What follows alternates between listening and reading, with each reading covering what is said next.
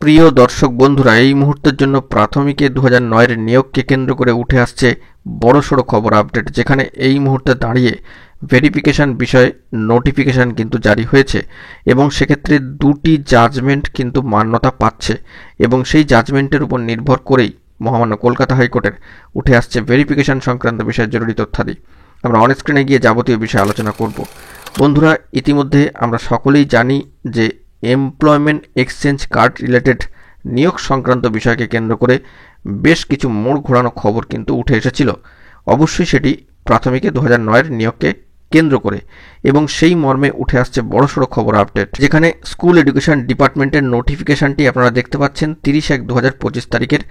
যে notification deadline সেই অনুযায়ী পাবলিশড অর্থাৎ প্রকাশিত হয়েছে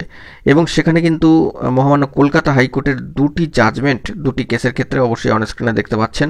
8/1/2025 এবং 27/1/2025-এর দুটি কেসের জাজমেন্টের ভিত্তিতে 2006 সাল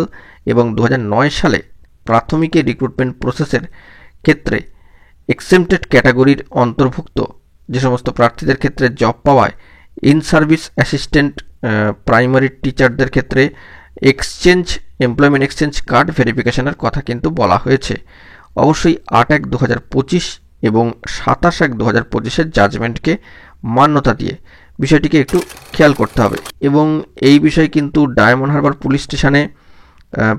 517/2024 ডেডলাইন 18/12/2024 তারিখে দাঁড়িয়ে ডায়েরি নম্বরের ভিত্তিতে কোর্ট কিন্তু সিআইডিকে স্পেশাল ইনভেস্টিগেশন করবার জন্য নির্দেশ দিয়েছিল এবং দেওয়ার ক্ষেত্রে যে বক্তব্য উঠে এসেছিল যে সিট বা স্পেশাল ইনভেস্টিগেশন টিম গঠনের প্রয়োজনীয়তা নেই এবং সেই সঙ্গে নির্দেশগুলো দেওয়া হয়েছিল যে প্রতিটি ডিপিএসসি 2009-এর প্রাইমারি রিক্রুটমেন্ট প্রসেসের মাধ্যমে এক্সেমটেড ক্যাটাগরির অন্তর্ভুক্ত রিক্রুটমেন্ট হওয়া বা রিক্রুট পাওয়া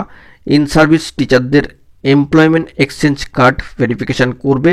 এবং সেই ভেরিফিকেশান রিপোর্ট কিন্তু সিআইডি 27/1/2025 তারিখে নেক্সট হিয়ারিংয়ে কোর্টে সাবমিট করবে এবং সেই দিক থেকে 27/1/2025-এর যে হিয়ারিং এবং সেই দিনের যে শুনানি,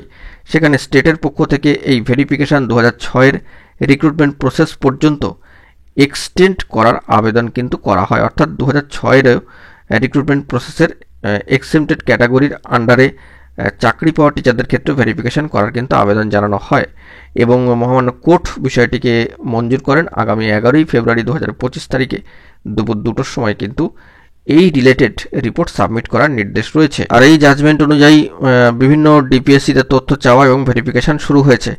তো সেই মর্মে একটি notification government of West Bengal school education ডিপার্টমেন্টের কিন্তু উঠে আসলো দুটি কোর্ট অর্ডারের জাজমেন্টকে মান্যতা দিয়ে। তো বিষয়টিকে একটু মাথায় রাখতে হবে কনসার্ন যারা রয়েছেন।